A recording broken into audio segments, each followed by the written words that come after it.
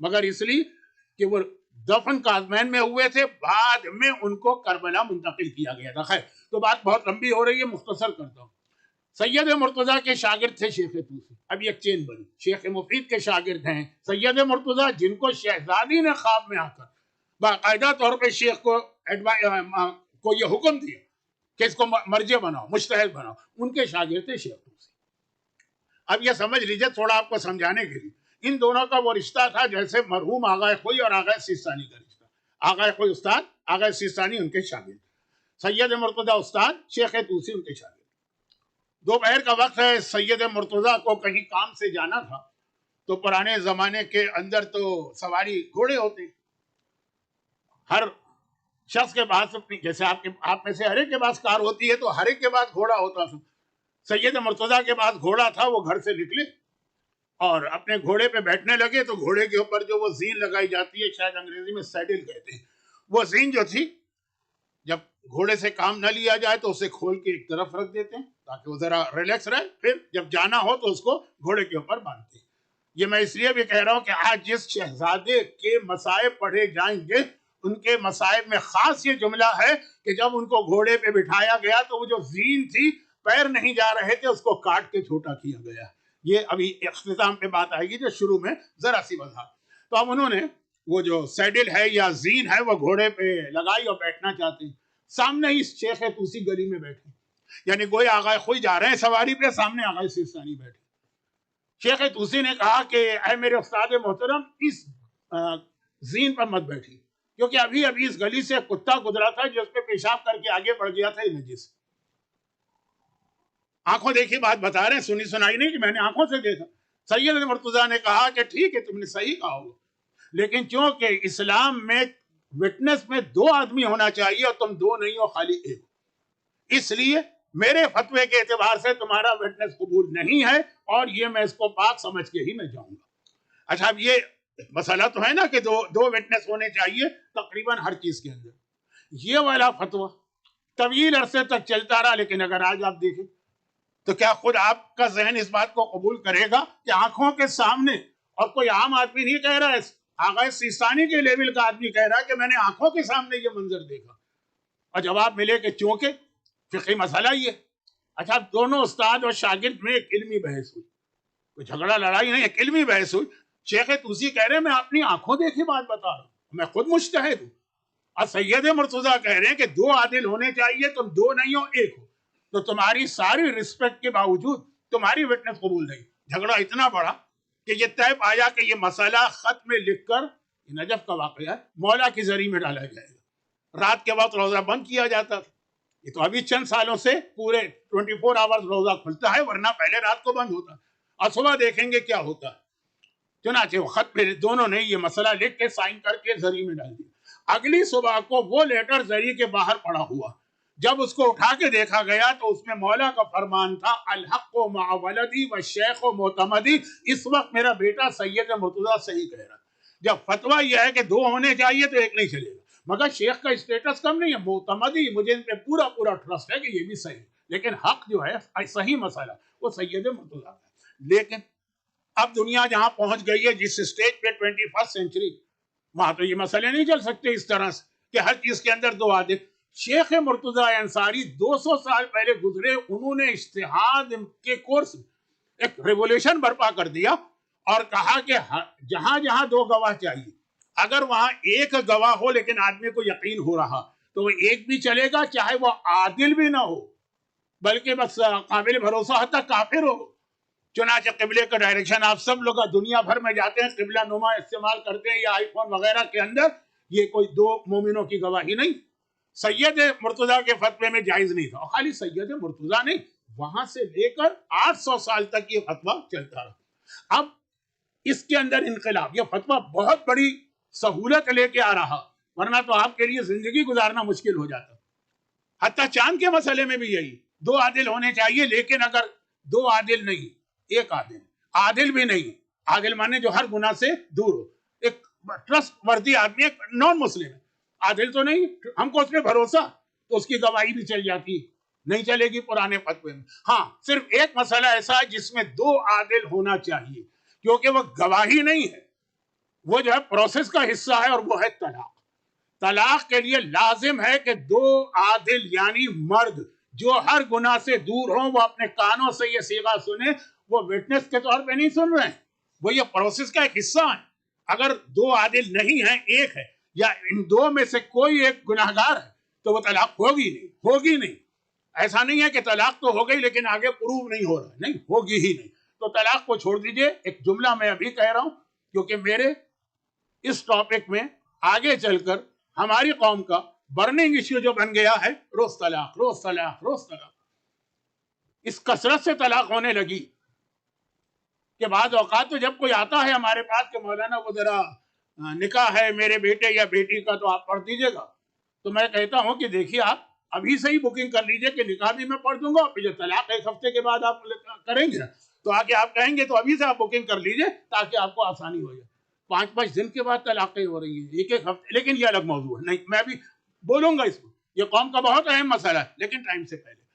لیکن بہت ساری طلاقیں اس لیے غلط کہ جو لوگ وہاں جن کو وٹنس بنایا جا رہا ہے، وہ وٹنس وہ ہے کہ جو نماز جماعت پڑھانے کی صلاحیت رکھتا ہو، ہر صغیرہ اور کبیرہ گناہ سے پاک ہو. تو اب یہ شیخ مرتضیٰ انصاری کا بہت بڑا رول ہے اس وقت کی دنیا میں. جو ہم ایک اور مثال دیں، ڈی این اے کے ذریعے سے جو آج کل طے ہوتا، یہ کوئی گواہی نہیں ہے شریعت، لیکن وہاں پر وہی شیخ مرتضیٰ کا نظریہ چلے گا کہ اگر اس سے یقین حاصل ہو رہا تو اس پر عمل کرنا واجب. کتنی آج کی جتنی بھی میڈیکل سائنس سے ریلیٹڈ چیزیں وہ بغیر گواہوں کے بھی قبول ہو جاتی ہیں شیخ مرتضیٰ کے فتوے کی وجہ سے. تو بڑا احسان ہے ان کا اسلام پر بھی، تشیع پر بھی، اور یہ جو دین ہمارا آگے بڑھ رہا ہے مرجع بہت عظیم مرجع. لیکن جب مرجع کی بات آ رہی ہے تو جملہ سنیے جس سے یہ میرے ٹاپک سے بات کنیکٹ ہو رہی ہے. مولا سے ایک بار پوچھا گیا، اور یہ حدیث جو ہے نا، جب ہم لوگ حوزہ علمیہ میں اپنی ایجوکیشن شروع کرتے ہیں، یعنی سمجھ لیجئے کہ کلاس 1 سے بھی پہلے یہ حدیث ہم لوگوں کو پڑھائی جاتی ہے. یعنی ہمارے کورس کے کتاب کی سب سے پہلی جو کتاب کورس میں پڑھتے چھوٹے بچے، اس کتاب کے اندر اس حدیث سے بات آغاز ہوتی ہے. پوچھا گیا مولا علم، نالج، مرجع علم فقہ، سید مرتضیٰ، شہزادی کی وصیت. اب یہ جو علم کی بات آ گئی، علم کسے کہتے ہیں، کیا چیز ہے علم؟ مولا نے جواب دیا، اول العلم معرفت الجبار و آخر العلم تفویض الامور الیہ. دیکھو علم سٹارٹ ہوتا ہے اللہ کو پہچاننے سے. اگر اللہ کو نہیں پہچان پائے تو وہ سارا علم بیکار ہے. آخرت کے لیے دنیا میں کام آئے گا، میڈیکل سائنس بھی دنیا میں کام آتی ہے، فزکس بھی دنیا میں کام آتا ہے، آئی ٹی بھی دنیا میں کام آتا ہے. لیکن وہ علم جو آخرت کے اندر انسان کو نجات دلاتا ہے، معرفت جبار. یہی وجہ کہ دنیا اس زمانے کا سب سے بڑا عالم اللہ کی معرفت نہیں رکھ رہا تھا تو کیا کہا رسول نے؟ یہ ابو جہل اپنے زمانے کا سب سے بڑا عالم تھا. پورے عرب میں اس سے زیادہ پڑھا لکھا کوئی انسان نہیں. اس کا نام تھا عمر ابن حشام. کسی کو نہیں پتا ہوگا نام، یا بہت کم لوگوں کو پتا ہو، لیکن وہ اتنا عرب اس سے اتنا امپریس تھے اس کے علم سے کہ اس کو کہتے تھے ابو الحکم. یہ حکمت کا باپ ہے، father of wisdom, father of knowledge. لوگوں نے کہا یا رسول اللہ، ہم اپنے دوستوں کو، فرینڈ سرکل کو کنونس کرتے ہیں اسلام کے لیے، وہ کنونس ہو جاتے ہیں لیکن پھر بھی کلمہ نہیں پڑھتے. تو ہم ان دوستوں سے پوچھتے ہیں کہ بھائی، کہا کہ ہم تو کنونس ہو گئے، لیکن دیکھو اتنا پڑھا لکھا آدمی یہ ابو الحکم جب کہہ رہا ہے کہ اسلام غلط ہے تو یقیناً کوئی ایسا پوائنٹ ہے جو ہماری سمجھ میں نہیں آ رہا. اس کی وجہ سے سینکڑوں لوگ اسلام میں آنے سے رک رہے ہیں. جیسے کوئی بڑا سائنٹسٹ آج کوئی ایسی بات کہہ دے، آئنسٹائن لیول کا، نیوٹن لیول کا، اسٹیفن ہاکنگ لیول کا، تو بہت سے لوگ کہیں گے کہ بھائی اب وہ یہ بات کہہ رہا ہے تو یقیناً ہم تو اتنا علم نہیں رکھتے، کہیں نہ کہیں کوئی چیز ہم مس کر رہے ہیں. پیغمبر نے کہا اچھا، اس کی وجہ سے لوگ حق کی طرف نہیں آ رہے ہیں تو اس کو ابو الحکم کیوں کہتے ہیں، فادر آف نالج؟ جسے ابو جہل کہا کر. یہ جہالت کا باب ہے. جب اللہ کی معرفت حاصل نہ ہو سکے وہ علم نہیں. دنیاوی کام آئے گا، آخرت میں نہیں آئے گا. یہ مولا کی حدیث ہے. علم سٹارٹ ہوتا ہے اللہ کو پہچاننے سے، اور امام نے کہا علم کمپلیٹ ہو جاتا ہے جب تم اپنی زندگی کا ہر کام اللہ کے حوالے کر دو، اللہ پہ ٹرسٹ کرتے ہوئے.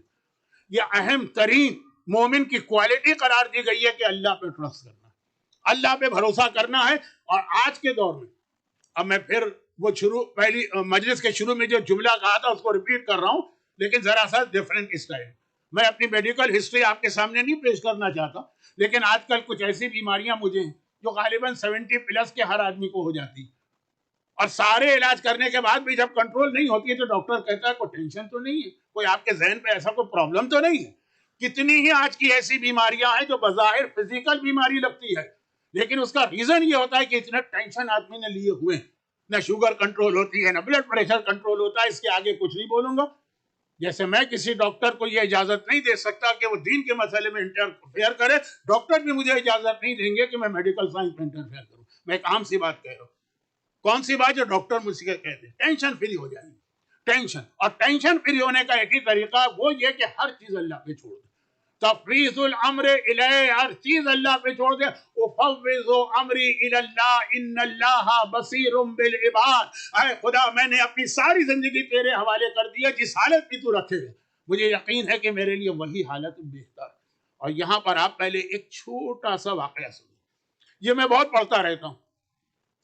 میرے ساتھ ایک پرابلم یہ بھی ہے نا کہ بہت زیادہ مجلسیں کچھ لوگوں نے سن لی اور کچھ لوگوں نے بہت کم سنی. تو جو بہت زیادہ سنی، جیسے آج بھی میرے پاس 3 میسیج آئے آسٹریلیا سے، 5 میسیج آئے افریقہ سے، 1-2 میسیج آیا کیلیفورنیا. مولانا آپ جو پڑھ رہے ہیں تو سب سنا ہوا. یہ تو آپ ہی سے سنا ہے، کسی اور سے نہیں. آپ ہی سے سنا ہے، کتنی بار آپ پڑھیں گے. اور دوسری طرف ایسے لوگ آئے، مولانا وہ واقعہ آپ نے بہت شارٹ کر دیا، ذرا کمپلیٹ کیجئے نا، ہم کو سننا ہے. اب میں پریشان کہ میں کروں کیا. ملا نصیر الدین ایک فنی کیریکٹر ہے، ٹرکش لٹریچر سے اردو میں آئے. میرا تو دل چاہتا ہے کہ انہی کی بات کروں، لیکن وہ کیا کروں، اس میں ثواب بھی ہے مجھے ممبر پہ آنے کا.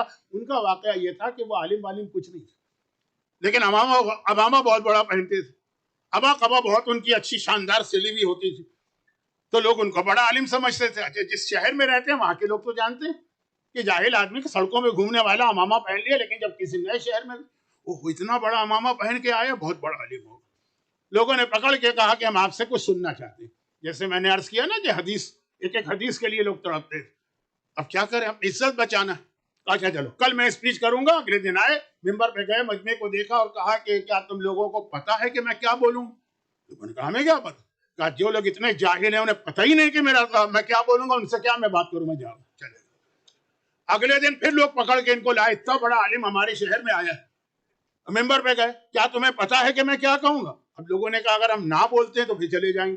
سب نے کہا ہاں ہاں ہمیں پتا ہے. ارے جب پتا ہے تو پھر میں کیا اسپیچ کروں، میرے پاس ٹائم ہی نہیں. چلے گئے. تیسرے دن پھر پکڑ کے لایا گیا، ان کو ممبر پہ بٹھا دیا گیا. اسٹارٹ کیا انہوں نے، کیا تمہیں پتا ہے کہ میں کیا کہوں گا. اب طے تھا لوگوں، آدھے مجمع نے کہا ہمیں معلوم ہے، آدھے نے کہا نہیں معلوم. انہوں نے کہا جن کو معلوم ہے وہ ان کو جا کے بتا دے، جن کو نہیں معلوم ہے میں جا رہا ہوں، خدا حافظ. تو بعض اوقات میرا دل چاہتا ہے میں بھی اسی طرح کی بات کروں، لیکن بہرحال یہ ممبر پہ آ کے مسائل پڑھنے کا ثواب ہے وہ مجھے حاصل کرنا ہے. تو یہ واقعہ بھی میں نے بہت پڑھا، لیکن اتنا چھوٹا ہے کہ جو لوگ کمپلین کر رہے ہیں کہ مولانا سب کچھ ہماری بات سنی ہوئی ہے، تو ان کو بھی اتنا ٹائم تو وہ دے سکیں گے. بادشاہ، ایک بادشاہ کا واقعہ. میرا موضوع ہے یہ خاص موضوع کو میرے حساب سے اپنے موضوع کو سمجھانے کے لیے اس سے بہتر کوئی واقعہ نہیں. گرچہ حدیث نہیں، قرآن کی آیت نہیں ہے، لیکن اتنے آسان طریقے سے آپ سمجھ جائیں گے. پھر ایک حدیث پڑھوں گا. بادشاہ شکار پہ جا رہا ہے. پرانے زمانے میں یہی لوگوں کا سب سے زیادہ مشغلہ ہوتا تھا، شکار پہ جاتے تھے. 15 دن، 2 ویک، 3 ویک، اور پورے انتظام کے ساتھ جاتے تھے. بادشاہ، وزیر، سپاہی، یہ جا رہا ہے. اس سے ایک دن پہلے کوئی پھل وغیرہ کاٹ رہا تھا کہ کیا کر رہا تھا، وہ چاقو سے اس کی ایک انگلی کٹ گئی. بہت شارپ نائف تھا، انگلی کٹ گئی. جو اس کا سب سے کلوز وزیر تھا اس نے دیکھا، بے اختیار کہا الحمدللہ، شکر ہے خدا کا، اس میں یقیناً کوئی بہتری ہوگی. بادشاہ میری انگلی کٹ گئی، خون نکل رہا ہے، تڑپ رہا ہوں. یہ کہہ رہا اچھا ہوا. یہ بادشاہوں کا طریقہ تو پتا ہے نا آپ کو، وہاں کون سا کورٹ، کون سا ٹرائل، کیا اٹھا کے کہا اس کو جیل میں ڈالو. ابھی تو میں جا رہا ہوں شکار پہ، آ کے اچھی طریقے سے اس کو پنش کروں. اور چلا گیا. اب شکار میں اکثر یہ ہوتا ہے کوئی ہرن نظر آیا، اس کے پیچھے دوڑے، سب ایک دوسرے سے الگ ہو جاتے ہیں. بادشاہ بھی الگ ہو. اس میں کئی واقعات بھی ہیں. وہ علامہ ہلی کا مشہور واقعات، کربلا کی زیارت میں 90 حجوں کا ثواب کیا ہے، امام نے آ کے ایسی مثال دی تھی نا. تو خیر اب الگ الگ ہو گئے. سپاہی کہیں، بادشاہ کہیں. وہ ہرن کے پیچھے دوڑ رہا ہے، ہرن تو نہیں ملا. ایک جنگلی قبیلے نے اس کو پکڑ لیا. جیسے افریقہ میں ہوتے تھے کہ جو آدمی کا گوشت کھاتے ہیں، یا یہ کہ جو قربانی آدمی کی قربانی کرتے ہیں، اس کو پکڑ لی. ان کو کیا تعلق، کیا پتا کہ کون بادشاہ کون عام آدمی کا ہمیں اپنے بت پر ایک قربانی کرنا تھی تو بہت اچھا ہم کو مل گیا، چنانچہ اس کو پکڑ کے لے گئے. اب اس کی گردن پہ چھری چل رہی، اکیلا رہ گیا ہے، نہ کوئی وزیر ہے نہ کوئی سپاہی ہے، بس زندگی جانے والی ہے کہ اچانک کسی وہ جو ان قبائلیوں کا جو ریلیجس لیڈر تھا نا، اس کی نگاہ پڑ گئی کہ انگلی کٹی. اس نے کہا یہ تو ناقص جانور ہے. ناقص جانور کی تو قربانی نہیں ہوتی ہے نا، جو عیبدار جانور ہو. اب مجھے نہیں پتا کہ آپ لوگ افریقہ میں کیا کرتے تھے، یہاں تو نہیں کرتے. پاکستان میں ہم لوگ جب قربانی کرتے ہیں سینگ دیکھتے ہیں، دانت دیکھتے ہیں، آنکھیں دیکھتے ہیں، کان دیکھتے ہیں، چلا کے دیکھتے ہیں. لنگڑا تو نہیں ہے. شاید اپنی شادی کے وقت اتنی چیزیں چیک نہ کرتے ہو دلہن کے اندر جتنے بکری میں چیک کرتے ہیں. قربانی کر رہے ہیں. پاکستان میں یہ ایک بہت بڑا آپریشن ہوتا ہے کہ صحیح جانور، اور اس کا خلاصہ یہ ہے کہ اگر عیبدار جانور ہے. حج کی قربانی واجب ہے، وہاں بھی یہی مسئلہ، یہ چیزیں چیک کرو. ارے اس کی تو انگلی کٹی گئی، یہ کام نہیں آئے گا، چھوڑ دو، یہ بیکار، اس کو چھوڑ دیا. اب وہ باہر نکلا، سپاہی مل گئے، اپنے محل میں آیا، پہلا کام یہ کیا کہ وزیر کو بلایا اور کہا جب تم نے اس وقت میری انگلی کٹنے پہ شکر خدا انجام دیا تھا، آج میری سمجھ میں آیا ہے کہ اگر وہ انگلی نہیں کٹی ہوتی تو میں اب تک مارا جاتا. لیکن ایک بات بتاؤ، یہ تم نے میری مصیبت کے لیے کہا یا اپنی مصیبت، تم جو جیل میں چلے گئے بیٹھے بیٹھے، اس کے لیے بھی تم کہتے ہو شکر خدا؟ کہا اس کے لیے بھی کہتا ہوں. کہا وہ کیوں؟ کہا کہ اگر میں جیل میں نہ جاتا تو یقیناً وزیر تو بادشاہ کے ساتھ رہتا، میں آپ کے ساتھ ساتھ ہوتا، میری تو کوئی انگلی نہیں کٹی ہوئی ہے، وہ آپ کے بدلے مجھے ذبح کر دیتے. میری جیل نے میری زندگی بچائی، آپ کی انگلی نے آپ کی زندگی بچائی. اللہ پر اتنا ٹرسٹ کریں، اللہ پہ اتنا یقین رکھیں کہ اگر فرض کیجئے، میں تو بہت ایکسٹریم پہ مثال دے رہا ہوں، جوان بیٹا ہمارے سامنے مر جائے، اس میں بھی ہمارے لیے کوئی بہتری. یہ چھوٹے موٹے پرابلم تو کوئی پرابلم نہیں ہوتے. کسی کو بیماری آ گئی، کسی کا ڈومیسٹک پرابلم ہے، ذرا میں فاسٹ پڑھ رہا ہوں اس لیے کہ باتیں بہت ساری ہیں، تو کسی کا رسک کا مسئلہ ہے، کسی کا ایجوکیشن کا مسئلہ ہے، کسی کا ویزے کا مسئلہ ہے، کسی کا امیگریشن کا مسئلہ. ساری کوشش کر لی، دعائیں کر لی، کوشش کر لی، پھر بھی انسان کا رزلٹ نہیں نکلا. یقین رکھیں اللہ پر، تفویض الامر الیہ، اے اللہ میں سارے معاملے تیرے حوالے کر رہا ہوں. حضرت موسیٰ کوہ طور پر جاتے رہتے ہیں، وزٹ کرتے ہیں، تورات وہیں سے لے کے آتے ہیں. کہا کہ خدا بندہ آج میرا دل چاہتا کہ تو جو تورا ہے یا جو بائبل کا اولڈ ٹیسٹمنٹ، اس سے ہٹ کر اسپیشل کوئی ایسی ایڈوائز مجھے کرے جو میری دنیا بھی بنا دے اور آخرت بھی بنا دے. کہا بس 4 باتیں یاد رکھنا. اے موسیٰ 4 باتیں یاد رکھنا. پہلی بات یہ یاد رکھنا کہ اپنے رزق کے بارے میں پریشان نہ ہونا. ہاں جس دن تمہیں پتا چلے میرے سارے خزانے خالی ہو گئے، اللہ کے پاس کچھ نہیں رہا، وہ بینک کرپٹ ہو گیا ہے اور فلاں سیکشن جو ہے اس نے فائل کر دیا ہے کہ اب میرے پاس کسی کو دینے کے لیے کچھ نہیں، تب سوچنا کہ میرا رزق کہاں سے آئے گا، روزی کہاں سے آئے گا. کوشش سے نہیں روکا جا رہا ہے، لیکن یہ ہے نا کہ جی وہ گزارا نہیں ہوتا ہے تو حرام، حلال، سود، شراب، کسی کا حق مارنا، بزنس پارٹنر کا شیئر رکھ لینا، قرضہ لے کے واپس نہ کرنا، یہ ساری چیزیں فراڈ. جب تک تمہیں پتا ہے کہ میرے خزانے بھرے ہوئے ہیں، اس وقت تک تمہیں اپنے رزق کے بارے میں پریشان نہیں ہونا. دوسری بات، جب تک تمہیں یہ کہیں سے گارنٹی نہ مل جائے، ڈیوائن گارنٹی، آپس میں نہیں، کہ تمہارے سارے عیب معاف ہو گئے، اس وقت تک کسی اور کے عیب پہ نگاہ نہ ڈالنا. وہ کیا کرتا ہے، اس کے گھر میں کیا ہوتا ہے، وہ کس طرح زندگی گزار رہا ہے. اگر تمہیں کسی دن یہ انفارمیشن ملے کہ تم بالکل معصوم بن گئے، تب پھر دیکھنا کہ یہ کیا کر رہا ہے، وہ کیا کر رہا ہے. تیسری بات یہ ہے میرا موضوع، اور جب تک تمہیں پتا ہے کہ میرے پاس طاقت موجود ہے، کسی اور کے آگے نہ جانا، صرف میرے پاس آنا. آج جس دن پتا چلے کہ اللہ پاور لیس ہو گیا، اس کو ریولیشن آ گیا، اس کو نکال دیا گیا، اس کو ہٹا دیا گیا ہے، اب دیکھنا کہ پھر اب میں کس کی طرف جاؤں. لیکن جب تک میری طاقتیں ہیں، میرے غیر کے آگے ہاتھ نہ پھیلانا، جو مانگنا مجھ سے مانگنا. تو آپ کہیں گے پھر اہل بیت سے، وہ اللہ ہی، بھئی آپ کسی سے مانگتے ہیں تو وہ آپ کو کیسے دیتا ہے؟ ہاتھ سے دیتا ہے نا. ہم مانگتے اللہ سے ہیں، علی ید اللہ ہے، اللہ کا ہاتھ ہے، تو علی کے ہاتھ سے ہم کو وہ ملا کرتا ہے. اور آخری بات، جب تک شیطان کی موت کا یقین نہ ہو جائے، اس وقت تک اس کی طرف سے غافل نہ ہونا. ایک لمحے کے لیے بھی نگلیس نہیں ہونی چاہیے. جب تک ہاں پتا چلے اب شیطان مر گیا، اب اس کا خاتمہ ہو گیا، اس کو کہیں لے جا کے دفن کیا گیا، اور یہ شیطان مرے گا. امام زمانہ کے ظاہر ہونے کے بعد شیطان مارا جائے گا، اور رسول خدا کے ہاتھ سے مارا جائے گا. رسول خدا نے اتنی جنگیں لڑی ہیں، تلوار کبھی نہیں چلائی تھی. صرف ایک واقعہ ہے کہ وہ بھی جنگل میں تلوار چلائی نہیں، تلوار اٹھا لی تھی، لیکن شیطان کو خود پیغمبر اپنے ہاتھ سے قتل کرے گی. یہ جو 3 پرسنالٹیز آئیں گی نا، سفیانی آئے گا، وہ امام زمانہ کی تلوار سے مارا جائے گا. دجال آئے گا، حضرت عیسیٰ کی تلوار سے مارا جائے گا. شیطان آئے گا، وہ رسول خدا کی ہاں اس کے بعد بے فکر ہوگا. لیکن جب تک شیطان زندہ ہے، ہر لمحے احتیاط سے گزارنا. کسی وقت بھی وہ تمہیں اس طرح سے دھوکے میں مبتلا کر کے بڑا گناہ کرا لے گا. اے موسیٰ، اگر تم یہ 4 باتوں کا خیال کیا، تمہاری دنیا بھی بن گئی اور آخرت بھی بن گئی. تو اس میں ایک اہم ترین بات یہ ہے کہ جب تک اللہ ہے اور پاور لیس نہیں ہے، اس کی طاقتیں ہیں، کوئی ضرورت نہیں ہے آپ کو کوئی کسی قسم کا ٹینشن پالنے کی، چاہے کتنا ہی بڑا امتحان اور کتنی ہی بڑی مصیبت کیوں نہ. اور یہاں پہ جو قرآن کی آیت میں پہلے دن سے تلاوت کر رہا ہوں، اس میں ایک بہت عجیب طریقے سے میسج دیا گیا ہے. قل ان صلاتی، میری نماز، و نسکی، اور میری تمام عبادتیں، و محیایا، میری ساری زندگی، میری موت اللہ کے لیے ہے. اس کے بعد سنی، للہ رب العالمین، اس اللہ کے لیے جو رب ہے. رب کو تو میں نے کل سمجھایا. اب آگے بڑھیے، اس کے بعد کیا ہے؟ لا شریک اللہ، اس کا کوئی شریک نہیں، وہ کائنات میں واحد ہے. چنانچہ جب اس کا کوئی شریک نہیں ہے تو اس کے ساتھ کسی کو دنیاوی معاملات میں مت ملاؤ کہ جی وہ اللہ تو ہم مانگ رہے ہیں نہیں مل رہا ہے، اس سے مل رہا ہے تو اس کے پاس چلے جاؤ. میں اس کی تفصیل میں نہیں جانا چاہتا. اس کے بعد کا جملہ کہ اللہ پہ پورا بھروسہ کرو. اور کیا تمہارا فارمولہ ہونا چاہیے کہ دنیا کا جو کام کرو گے، لوگ پوچھتے ہیں نا یہ کام آپ نے کیوں کیا، واہ.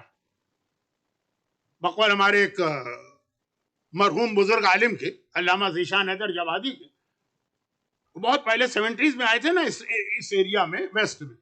کہا کہ یہاں کی زندگی تو صرف 3 جملے ہیں، اور وہ یہ ہے کہ جب کبھی بھی ایک دوسرے سے ملو، ہائے، ملاقات ختم ہو جائے، بائے، اور دین کا کوئی حکم بتاؤ تو کہیں وائے،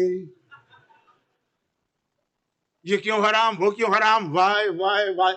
تو اب خدا کہہ رہا ہے کہ جب کبھی کوئی تم سے وائے پوچھے، ایک ہی جواب تمہارا ہونا چاہیے. ایک فارمولہ ہے جو سب جگہ چلے گا ہر چیز کے جواب میں. کوئی مثلا ہماری بچی ہے، وہ اسکول اور کالج میں پڑھ رہی ہے، اعتراض ہو رہا ہے کہ تم یہ کیا کر رہے ہو، وائے. بھائی مسلمان ہی اعتراض نہیں کر رہے، نان مسلم بھی اعتراض کر سکتا ہے. اور یہ بھی ضروری نہیں کہ دشمنی کی وجہ سے اعتراض کر رہا ہو. اس کو ایک چیز نہیں لگی، عجیب لگی، اس نے پوچھا. آپ کے سامنے کوئی کھانے کی چیز آئی، آپ اپنے کسی نان مسلم دوست کے ساتھ بیٹھے ہیں اور کھانے کی چیز آئی، آپ نے کہا میں یہ نہیں کھا سکتا ہوں، چاہے بہت ہی اچھی کیوں نہ ہو. میں مثالیں تفصیل میں نہیں دے رہا ہوں کہ ضرورت نہیں ہے. مثلا کوئی حرام گوشت ہوگا یا مثلا نان مسلم کا سلاٹڈ ہوگا، آپ نے کہا نہیں، تو پوچھے گا وائے. میوزک، گانا، بھائی ساری دنیا انٹرٹینمنٹ چاہتی ہے، اسلام بھی انٹرٹینمنٹ کا حکم دیتا ہے، لیکن یہ کیوں نہیں سن رہے تم گانا، کیوں نہیں چل رہے تم ہمارے ساتھ فلاں میوزک کنسرٹ میں، وائے. تو وائے تو جگہ جگہ آتے ہیں نا. تو اب قرآن نے ایک فارمولہ بتایا. ہو سکتا ہے کہ اس کے ذریعے آپ کسی نان مسلم کو کنونس نہ کریں، لیکن وہ بات کی چیزیں اپنے آپ کو کنونس کریں. اسی آیت کے آخر اختتام کا بِذَالِکَ أُمِرْتُ وَأَنَا أَوَّلُ الْمُسْلِمِينَ. یہ کام کیوں کر رہے ہو؟ وائے اس لیے کر رہا ہوں، اللہ نے آرڈر دیا، وَأَنَا أَوَّلُ الْمُسْلِمِينَ، اور میں سب سے پہلے مسلمان ہوں. اسلام کے معنی ہے سبمیشن. الاسلام هو التسلیم. سبمیشن اسلام کے معنی کلمہ پڑھنا. یہ تو ٹرمینالوجی میں اسلام کے اصل معنی ہے اپنے آپ کو ٹوٹل سبمٹ کر لینا اللہ کے. تو جب یہ کہا فلاں کام کیوں کیا، کوئی تفصیل، کوئی فلسفی، کوئی لاجک بتانے کی ضرورت نہیں. ہاں ہو سکتا ہے نان مسلم کو کنونس کرنا پڑے، ہو سکتا ہے کبھی آپ کو اپنے بچے کو کنونس کرنا پڑے، وہ بات کا اسٹیج ہے. اپنے آپ کو کیا کنونس کرو، یہ کام کیوں کر رہے ہو، بِذَالِکَ أُمِرْتُ، کیونکہ اس نے مجھے اس کا کمانڈ کیا ہے، آرڈر دیا ہے. وَأَنَا أَوَّلُ الْمُسْلِمِينَ. پیغمبر سے کہا جا رہا ہے کہ کہو کہ سب سے پہلا میں مسلمان ہوں، یعنی سب سے پہلے اللہ کے سامنے سرنڈر کرنے والا اور سبمیشن قبول کرنے والا میں ہوں. اور پھر مولا کا جو کل کا فرمان تھا اس کو آگے بڑھا رہا ہوں. الاسلام هو التسلیم. اسلام کے معنی کیا ہے؟ خالی کلمہ پڑھ لینا اسلام نہیں ہے، وہ ظاہری اسلام. آخرت کی نجات اس اسلام پہ نہیں ہے. اسلام کے معنی اپنے آپ کو ٹوٹل اللہ کے حوالے کر دو. اب اس میں کتنی ایسی چیزیں، دیکھیے چھوٹی سی بات میں واضح کر دوں اس لیے کہ یہ بہت اہم موضوع بننے والا ہے. اس میں طلاق کا مسئلہ بھی آئے گا، ڈومیسٹک پرابلم بھی آئیں گے. چھوٹی سی بات واضح کر دوں. ابھی یہ جملہ پورا کروں کہ آپ کی پالیسی یہ ہونا چاہیے کہ کوئی کام کیوں کر رہے ہو؟ اس لیے کہ اللہ نے حکم دیا وَأَنَا أَوَّلُ الْمُسْلِمِينَ، حکم خدا سن کر سب سے پہلا عمل کرنے والا یا سبمیشن والا میں ہوں۔ اچھا اب آ جائیے، یہاں رکیے ایک منٹ۔ کچھ روایتیں ہمارے پاس ہیں، میں وہ بات اس وقت شروع نہیں کرنا چاہتا۔ کچھ روایتیں ہمارے پاس ہیں جس میں یہ ہے کہ رسول اللہ نے بعض اوقات سم ٹائمز کچھ واجبات یا حرام کی لاجک بتانا چاہیے،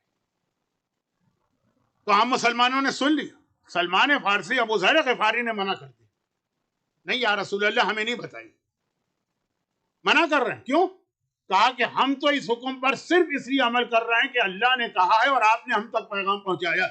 اگر آپ اس کا ہمیں کوئی فائدہ بتا دیں گے تو دل میں یہ خیال آ جائے گا کہ اس فائدے کی وجہ سے ہم یہ کام کر رہے ہیں۔ شراب حرام ہے، آج پوری دنیا شراب کے نقصانات جانتی ہے، ہم اس نقصان کی وجہ سے شراب نہیں چھوڑ رہے، ہم اس لیے چھوڑ رہے ہیں کہ ہمارے پروردگار نے حکم دیا۔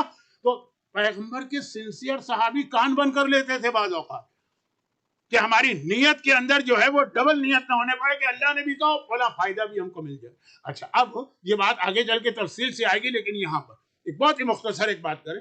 اتنا ٹرسٹ ہونا چاہیے اللہ پر، اور اللہ کا مطلب ہے اللہ کے رسول پر۔ خزیمہ ابن ثابت انصاری، گھوڑے والا واقعہ، گھوڑے والا، بس میں اتنا اشارہ کر کے آگے بڑھ جاؤں تو ان لوگوں کو سیٹسفیکشن ہوگا جو کہتے ہیں مولانا یہ ساری چیزیں آپ پہلے پڑھ چکے ہیں، اور میں کہتا ہوں ایک دفعہ پڑھی ہے، میں نے تو 85 دفعہ پڑھی ہے۔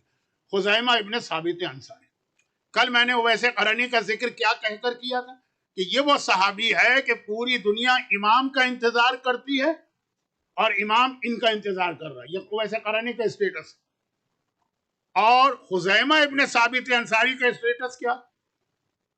شیخ عباس قمی نے یہ روایت لکھی ہے، ہسٹری لکھی کہ مولا نے اپنی زندگی کے آخری ویک میں جو خطبے دیے، بلکہ شیخ عباس قمی مفاتیح الجنہ والے، انہوں نے تو یہاں تک لکھا ہے کہ یہ علی کی زندگی کا آخری خطبہ تھا، اس کے بعد علی نے پبلک میں کوئی خطبہ نہیں دیا۔ کون سا خطبہ؟ جس میں مولا، اب یہ خطبے کے جملے بتا رہا ہوں، مولا یہ خطبہ دیتے جاتے ہیں، روتے جاتے ہیں، اتنا رو رہے ہیں، اتنا رو رہے ہیں کہ علی کے آنسوؤں سے علی کی داڑھی جو ہے وہ ویٹ ہو گئی ہے، گیلی ہو گئی۔ اور خطبے کا ٹاپک کیا؟ تقوی، قیامت، واجبات؟ نہیں، خطبے کا تعلق کیا مولا کی زندگی کا آخری خطبہ ہے یہ۔ آئینہ آئینہ، یہاں سے شروع ہوتا ہے خطبہ۔ آئینہ یعنی کہاں، ویئر، یہ کس کو کہہ رہے ہیں؟ پھر مولا نام لے رہے ہیں اپنے چند صحابیوں کا جو انتقال کر چکے۔ آئینہ آئینہ عمار، آئینہ آئینہ تیہان، آئینہ آئینہ ذو الشہادتین، کہاں ہے یہ صحابی، کہاں ہے یہ صحابی؟ مولا یاد کر رہے ہیں اور یہ کہہ کے یاد کر رہے ہیں کہ مجھے چھوڑ کے چلے گا، یہ کہاں؟ ان میں ایک نام خزیمہ ابن ثابت انصاری کا۔ شروع مجلس میں نے کہا تھا نا کہ شیخ مرتضیٰ کے واقعے کا لنک ملے گا آگے، وہ یہ ہے خزیمہ ابن ثابت انصاری آیت اللہ، کوئی مرحوم جیسا عظیم مرج، راویوں کے حالات میں کہہ رہا ہے یہ والی روایت بالکل صحیح روایت جس میں خزیمہ ابن ثابت انصاری کی فضیلت ثابت ہے۔ وہ روایت کیا؟ وہ روایت یہ ہے کہ بہرحال میں زیادہ سینسیٹیو ٹاپک پہ بات نہیں کرنا چاہتا کیونکہ وقت کی کمی کی وجہ سے بعض اوقات وہ غلط جملے زبان پہ آ جاتے ہیں، لیکن تو فیکٹ ہے نا کہ رسول خدا کے بعد میرے مولا کا حق، مولا کا حق جو غدیر خم میں رسول نے علی کو دیا ہے وہ حق غصب کیا گیا، علی کو نہیں دیا گیا۔ اس وقت 11 صحابی، ایک بہت انٹرسٹنگ کتاب ہے، اگر آپ کو وہ کتاب PDF پہ تو ہے، مل جائے تو کبھی پڑھیے گا اگر اب تک نہیں پڑھی، بہت دلچسپ انٹرسٹنگ، خصال، شیخ صدوق کی ایک کتاب ہے خصال، جس میں شیخ نے نمبرنگ والی حدیثیں لکھی ہیں۔ پہلا چیپٹر ہے نمبر 1، اس میں وہ ساری حدیثیں جس میں کوئی ایک چیز آئی۔ نمبر 5 اس میں سب 5 والی حدیثیں۔ نمبر 11 اس میں یہ حدیث آئی کہ مولا تو اپنے گھر میں بیٹھے، 11 اصحاب رسول بڑے مخلص غیظ و غضب کے عالم میں اس وقت کے حکمران کے پاس گئے اور جا کر ایک نے الگ الگ اسپیچ کی اور بتایا ہے کہ تم نے جو اہل بیت کا حق غصب کیا ہے تو کتنا بڑا گناہ کیا ہے، اور ہر ایک نے گواہی دی ہے کہ ہمارے سامنے پیغمبر نے علی کو اپنا خلیفہ بنایا ہے۔ بہت انٹرسٹنگ روایت ہے، 11 اسپیچز ہیں اور ایک سے ایک اسپیچ، ان میں ایک خزیمہ ابن ثابت انصاری کی اسپیچ۔ تبھی تو مولا یاد کر رہے ہیں نا کہ یہ مجھے چھوڑ کے مجھ سے پہلے دنیا سے چلے گئے۔ ان کا ایک ہی تو واقعہ سب سے زیادہ مشہور، گھوڑے والا۔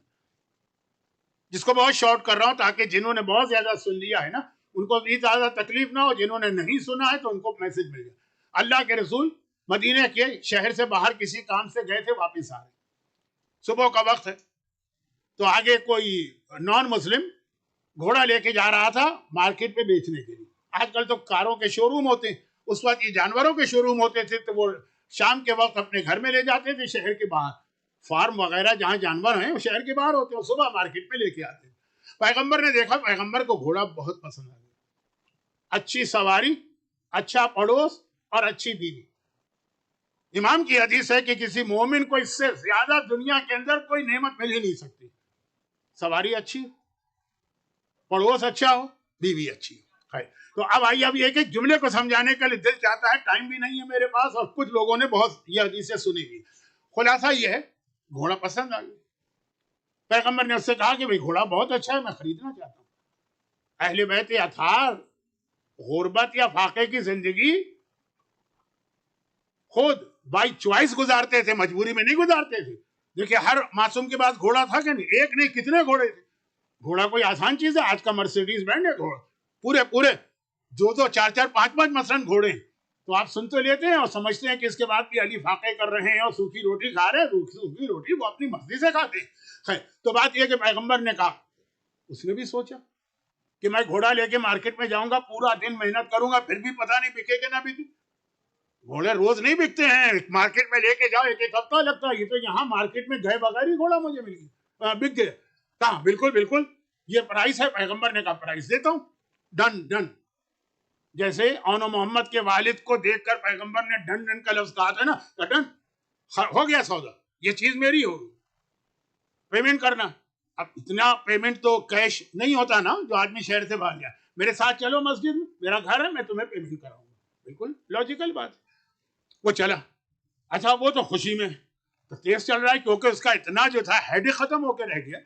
پیغمبر اپنی نارمل اسپیڈ سے آ رہے ہیں, تو وہ جب تیز چل رہا ہے تو پہلے پہنچ گیا مدینے. لوگوں کی نگاہ اس گھوڑے پہ پڑی. اب ہر آدمی کہنے لگا اتنا اچھا گھوڑا, ہمیں خریدنا. اب بات ہونے لگی, یہ پرائز بڑھ رہی ہے. چنانچہ ہمارے یہاں اس وقت آسٹریلیا میں ایک بہت بڑا پرابلم ہے, ہاؤسنگ کا پرابلم. امیگرینٹ بہت آ گئے, مکان نہیں. چنانچہ وہاں بھی بہت ریسٹرکشن لگ گئی ہیں, اور مکان کی حالت یہ ہوتی ہے کہ جو اس کی قیمت ہے اس کی ڈبل قیمت دینے کو لوگ تیار ہوتے ہیں, اور کیش لے کے کھڑے ہوتے ہیں کہ یہ لیجیے اور ابھی ہاتھ کے ہاتھ مکان دیجیے. اب وہ یہودی دیکھ رہا ہے کہ جو میرے ایکسپیکٹڈ اس کی پرائس تھی اس سے تو 10 ٹائم زیادہ مل رہی ہے. اب وہ بات کرنے لگا لوگوں سے. اتنی دیر میں رسول بھی آگے, پیچھے ہی تو چل رہے تھے. کہا یہ کیا کر رہے ہو, یہ تو میں خرید چکا ہوں, یہ تو میری چیز ہے, تمہیں تو خالی اس کی ڈیلیوری دینا تھی اور پیمنٹ لینا تھا. مکر گیا, صاف منع کر دیا. کہا کہ نہیں, ہماری آپ کی بات چل رہی تھی لیکن یہ ڈیل ہوئی نہیں تھی, یہ طے ہوا تھا مدینے پہنچ کے فیصلہ کریں. اب وہاں سب کچھ ہو چکا ہے, خالی پیمنٹ لینا, لیکن منع کر دیا اس. پیغمبر نے مجمع کو دیکھا اور کہا کہ بھائی دیکھو یہ نان مسلم غلط کہہ رہا ہے, میں نے باہر خریدا تھا یہ گھوڑا, بات ہو گئی تھی لیکن اب یہ منع کر رہا ہے, تم میں سے کوئی میرا وٹنس بنے گا. اب جسے پیغمبر دیکھیں پیچھے ہٹ گئے. نہیں یا رسول اللہ, ہم جھوٹ تو نہیں بول سکتے. یا رسول اللہ, ہم جھوٹ تو نہیں بول سکتے.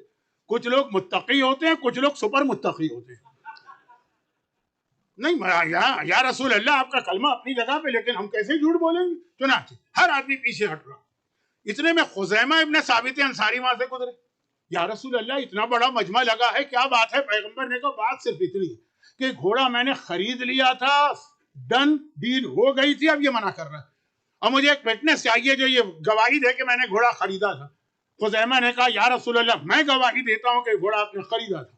اچھا, اب مسئلہ یہ تھا جب اس نے یہ کہا تو پیغمبر نے, کیونکہ پیغمبر کو میسج دینا, یہ گھوڑے کا مسئلہ نہیں ہے, یہ اسلام کا اہم ترین پیغام. پیغمبر نے بجائے اس کے کہ یہودی کے سامنے اس کو پیش کرتے, پلٹ کے اسی سے کہا, خزیمہ سے, تم نے کیسے گواہی دی؟ تم نے تو دیکھا ہی نہیں نا, تم تو تھے ہی نہیں وہاں پہ جب یہ ڈیل ہو رہی تھی, کیسے گواہی دے؟ کہا یا رسول اللہ, آپ نے کہا اللہ ہے, ہم نے اللہ کو نہیں دیکھا, آپ کے کہنے پہ مانا. آپ نے کہا جبرائیل آتے ہیں, ہم نے جبرائیل کو نہیں دیکھا, آپ کے کہنے پہ مانا. آپ نے کہا میں رسول ہوں, ہم نے رسالت ملتے نہیں دیکھا, آپ کے کہنے پہ مانا. آپ نے کہا قیامت میں یہ ہوگا, ہم نے کچھ نہیں دیکھا, آپ کے کہنے پہ مانا. جب اتنی بڑی بڑی چیزیں بغیر دیکھے آپ کے کہنے پہ مان لی, تو ایک گھوڑے کی کیا حیثیت ہے کہ ہم کہیں کہ پہلے دیکھیں گے پھر گواہی دیں گے. پیغمبر نے اعلان کیا انت ذو الشہادتین، تم ایک ہو لیکن آج سے دو کے برابر ہو. ایک ہو، دو ہونے چاہیے نا، وہ جو شروع میں بات گزر گئی تھی، لیکن تمہاری گواہی دو کے برابر ہے. اور یہی جملہ، اسی لیے ان کا ٹائٹل ہے ذو الشہادتین. شہادتین جو ہے نا، یہ تسنیہ کا صیغہ ہے، دو کے برابر والا آدمی ایک ہے. لیکن اور یہی جملہ انہوں نے اس حاکم سے کہا تھا جس نے علی کا حق غصب کر لیا. کہا تھا کہ تمہیں پتا ہے نا کہ رسول نے مجھے دو کے برابر کہا. میں گواہی دیتا ہوں کہ علی امام برحق ہے، وصی رسول ہے، خلیفہ برحق ہے، خلیفہ بلا فضل ہے. اپنی اسی فضیلت کو دلیل کے طور پہ پیش کیا. دیکھیں، یہ خالی ان کا واقعہ نہیں، ہر مومن اور مومنہ سے اسلام یہی چیز چاہتا، چاہے اس میں آپ کا کتنا ہی نقصان کیوں نہ ہو رہا، لیکن جو رسول نے کہہ دیا کہہ دیا، جو امام نے کہہ دیا کہہ دیا، اس کے آگے اور کوئی چیز نہیں. چنانچہ آقا حسین جو اپنے بھتیجے کو مقتل میں نہیں بھیجنا چاہتے، لیکن جب اپنے بڑے بھائی کا حکم نہ ملا تو منع کرنے والا حسین اب راضی ہو رہا. اکثر میں ایک جملہ کہتا ہوں کہ لوگ مولا کی بیٹیوں زینب و ام کلثوم کو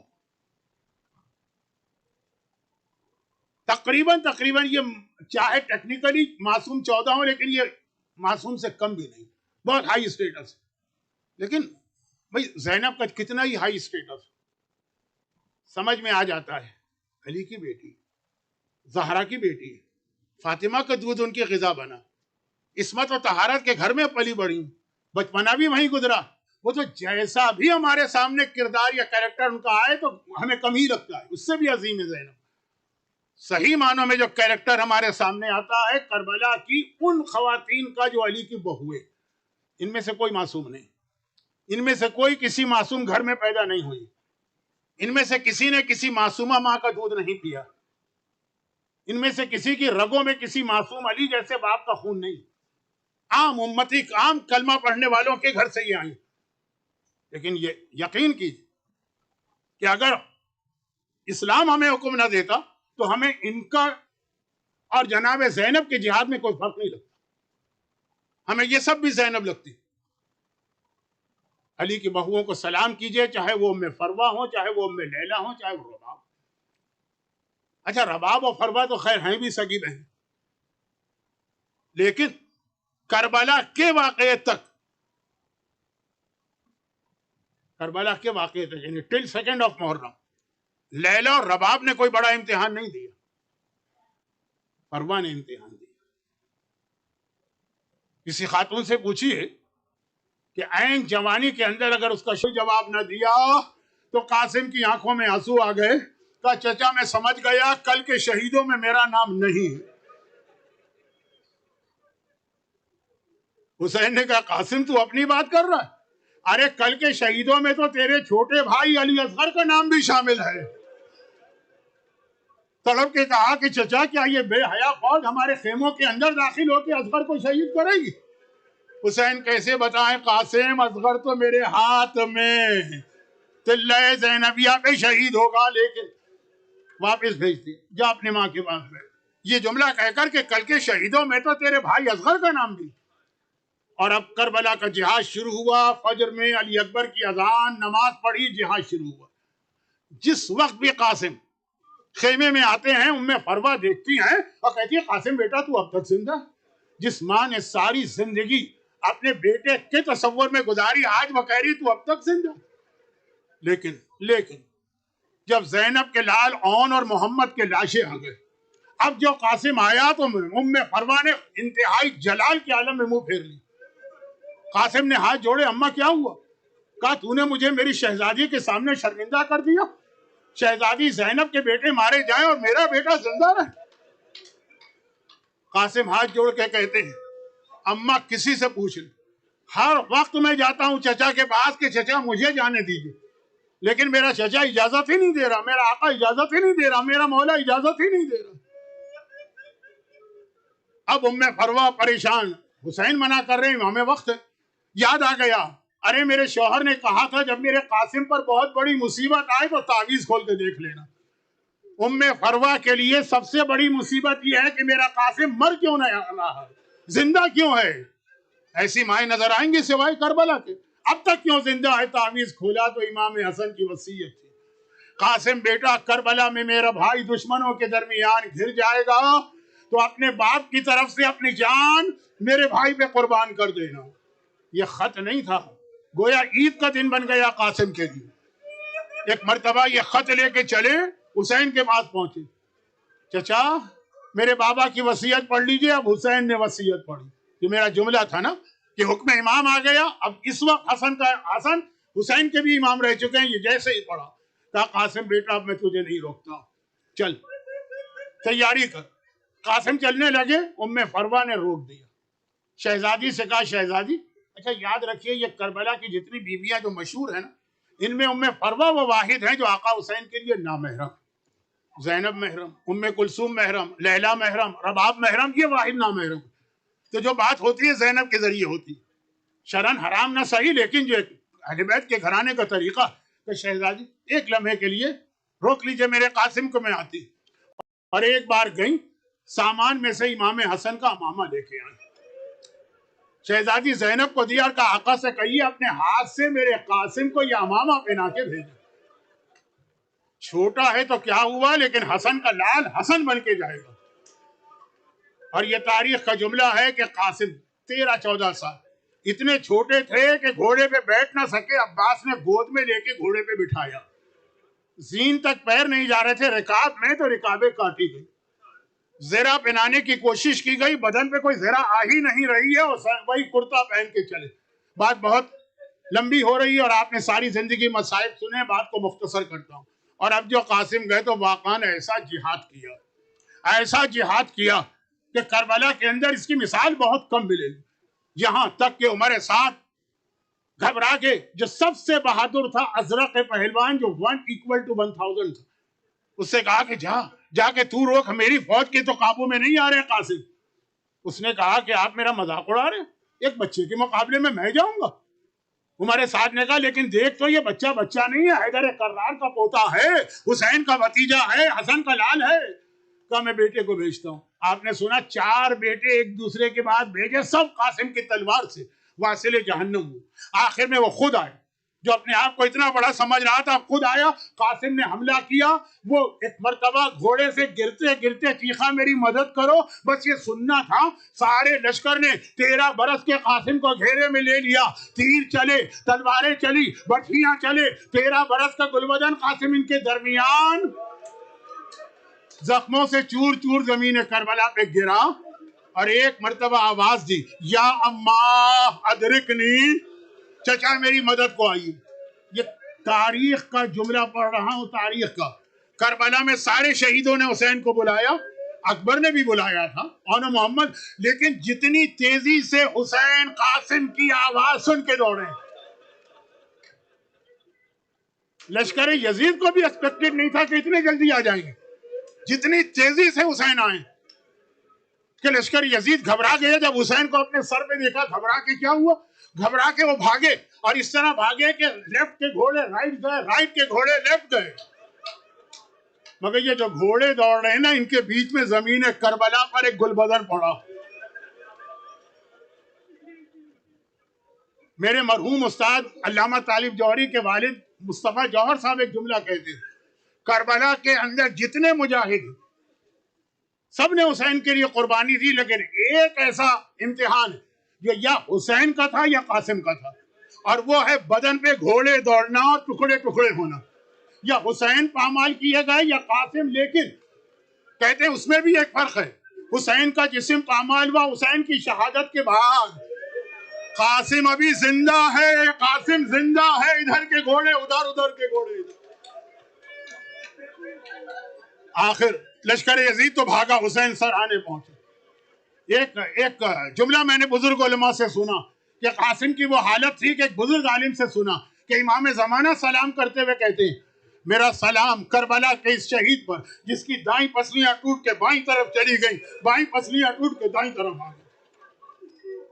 قاسم کے سرانے پہنچے اور کہا کہ قاسم بیٹا، یہ میرے لیے کتنا مشکل اور شاق ہے کہ تو نے بلایا اور میں وقت پہ نہیں آ سکا، قاسم نے آنکھیں کھولی، آنکھیں کھولتے ہی حسین کو دیکھا اور مرتبہ کہا بابا آپ آ گئے، میرا سلام لیجئے، بابا آپ آ گئے، میرا سلام لیجئے۔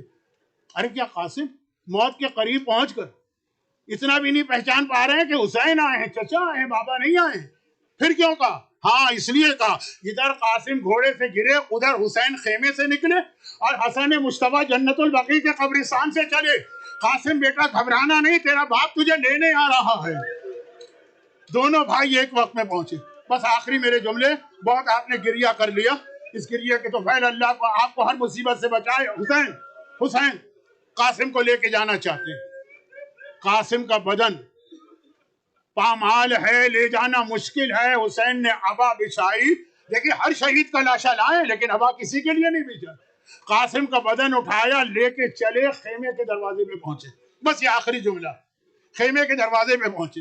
اب وہاں بیویوں کو پتا ہے کہ جب کوئی شہید ہوتا ہے تو اس کا لاشا خیمے میں آتا ہے، خاندان کا کوئی ہے تو بیویاں انتظار کر رہی ہیں کہ اب قاسم کا لاشا آتا ہے، اب قاسم کا لاشا آتا ہے۔ بہت دیر ہو گئی، قاسم کا لاشا نہیں آیا۔ زینب گھبرا کے باہر آئی، دیکھا حسین دروازے پہ کھڑے، خیمے کے دروازے پہ کھڑے۔ کہا بھیا کیا بات ہے، خیمے میں کیوں نہیں آ رہے، قاسم کا لاشا کہاں ہے؟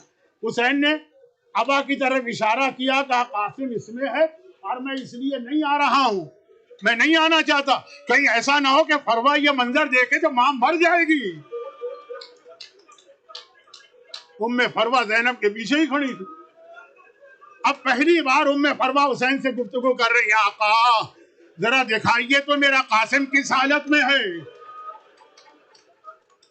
حسین نے عبا کھولی، ماں کی آنکھوں کے سامنے ٹکڑے ہیں بدن کے۔ ایک جملہ کہا شہزادی زینب، شہزادی کلثوم، رباب، فروا، لیلا، آگے مجھے مبارکباد دو، میری قربانی تو سب سے زیادہ قبول ہو گئی۔ ہائے میرا گل بدن قاسم، ہائے قاسم۔